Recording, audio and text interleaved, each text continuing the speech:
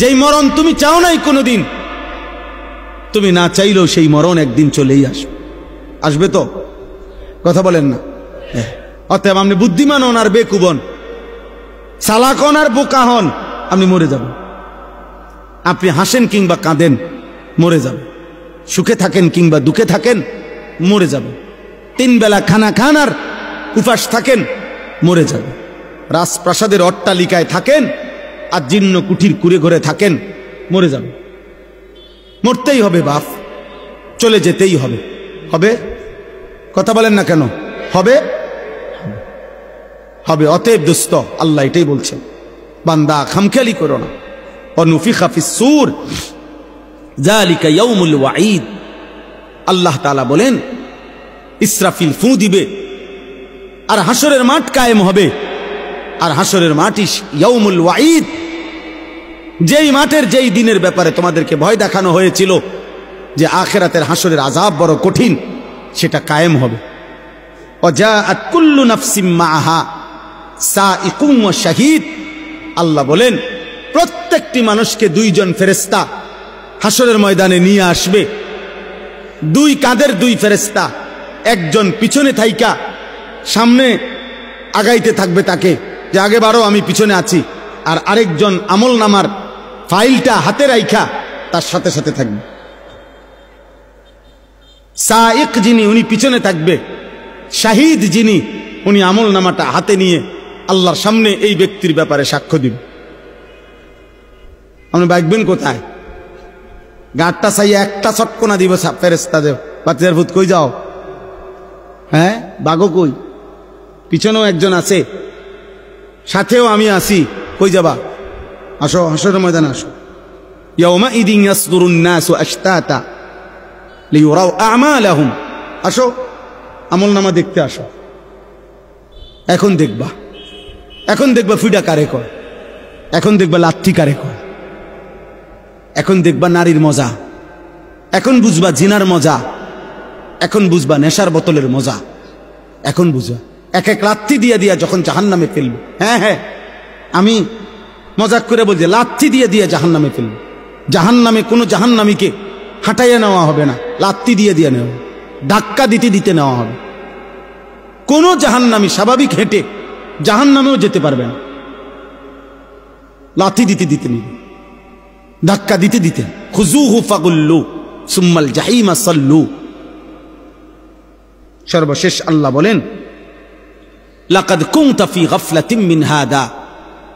বান্দা, এই মৃত্যু থেকে তুমি পলায়ন করেছিলে, গাফেল ছিলে, তুমি মনে করছিলে তুমি মরতা না।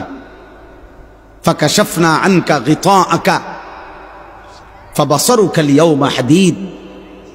মৃত্যুর মাধ্যমে, কথাটা এটা বোঝেন, এটার অর্থটা সংক্ষেপে, মানে কোন ব্যক্তি মৃত্যুবরণ করে মানে হলো তার চোখটা বন্ধ হয়। তো চোখ বন্ধ হলে আমরা মনে করি বেটার চোখ বন্ধ হয়ে গেছে, অতএব সে আর কিছুই দেখবে না, মরে গেছে। আল্লাহ বলে, না বান্দা, চোখ বন্ধ করলে বাহ্যিক দৃষ্টিতে তুমি দেখছো মরা গেছে, এই দুনিয়া আমি বন্ধ করে দিছি আর কি, কিন্তু এইবার কবরে নিয়া আমি আল্লাহ এই চোখের এই পর্দা সরাইয়া দেব। এইবার ফাবাসারুকা আল-ইয়াওমা হাদীদ, এবার তোমার চোখ হয়ে যাবে এতটা পরিষ্কার যে কবরের থেকে তুমি জান্নাত পর্যন্ত দেখবে অথবা জাহান্নাম। এখন তো তুমি বেশি দূর দেখো না, তখন তোমার চোখের পাওয়ার হবে এমন, কবরে বসেই তুমি জাহান্নামের আযাব দেবে। আর এভাবে যতদিন কিয়ামত না হবে ততদিন তুমি কবরে থাইকেই ছটফট করবা জাহান্নামের ওই আযাব দেখা। আর নেককার জান্নাতের নিয়ামত দেখা খুশিতে হাসতে থাকবে, খুশিতে হাসতে থাকবে। হ্যাঁ, মজার কোনো বিষয়ে মানুষ আগের থেকে কল্পনাতেও মজা পায়। বিরিয়ানি খাইব যখন মনে হয়, আমরা ছাত্র জীবনে যেদিন শুনতাম বিরিয়ানি দিব, আলহামদুলিল্লাহ আগের দিন থেকেই একটা মানসিক মনটার মধ্যে একটা প্রস্তুতি থাকতো যে রবিবারে বিরিয়ানি দিব, আগের থেকেই ভালো লাগতো। মাদ্রাসা যেদিন ছুটি দিবে এই দাঁড়ার কামে থাকতো। আমার মনে আছে, যদি মনে করেন বৃহস্পতিবারে ছুটি দিবে, আমরা বুধবার দিন কোনোদিন আমার মনে হয় না আমরা বেডিং বিছাইয়া ঘুমাইছি। বুধবার রাত্রে, বুধবারে বেডিং টেডিং বান দিয়া সব ক্লিয়ার, কোন রকম এমনি মাথাটা লাগাইয়া পরে থাকতাম। অথচ ছুটি হইল আগামীকাল দুপুরের পরে, কিন্তু মজা লাগতেছে যে বাজ্জাম। তো জান্নাতি বান্দা জান্নাত দেখেই মজা পাইতে থাকবে আর বলবে ইয়া রব্বি আকিমিস সাআ, আল্লাহ কিয়ামত হয় না কা, ইসরাফিল ফু দে না কা, হাত্তা আরজিআ ইলা আহলি, আমি আমার পরিবার আমার হুরেরা আমার জান্নাতে যাবো না আমি। আর নাফরমান বলতে থাকবে হাদিসে ইয়া রব্বি লা তাকুমিস সাআ, আয় আল্লাহ কিয়ামত যেন না হয়, ইসরাফিল যেন ফু না দেয়, আহা এই আযাবে আমি কেমনে থাকব। আল্লাহ আমাদেরকে হেফাজত করেন।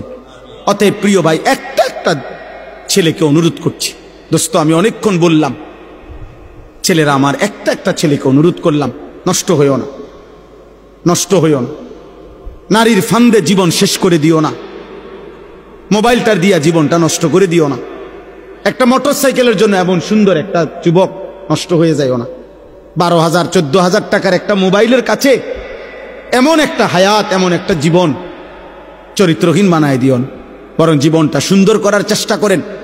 প্রত্যেকের কাছে অনুরোধ, নবী সাল্লাল্লাহু আলাইহি সাল্লামের একটা একটা সুন্নাত আমল করবেন। আল্লাহ তাআলা আমাদেরকে তৌফিক দান করেন।